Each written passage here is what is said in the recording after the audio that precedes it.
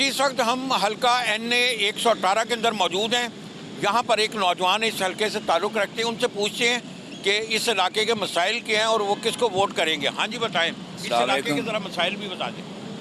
इस इलाके के मसाइल हमने तो गुरबत देखी है बहुत ज़्यादा PTI के दौर में। अब इस इलाके के मसाइल ये नून लीग ही हल कर सकती है।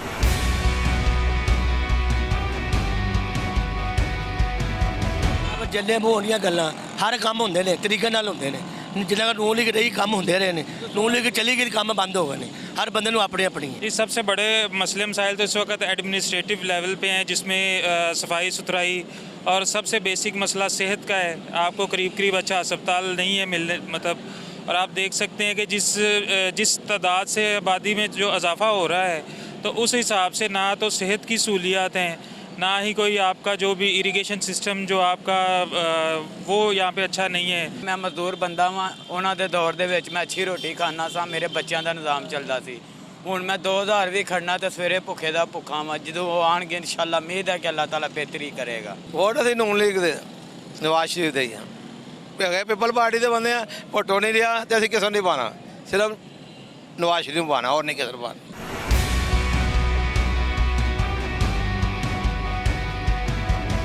8 फरवरी को होने वाले इलेक्शन के लिए तमाम सियासी जमातों की सरगर्मियों में तेज़ी आ चुकी है। अब देखना ये है कि इलेक्शन के दिन फतह का सेहरा किस जमात के सर सजता है।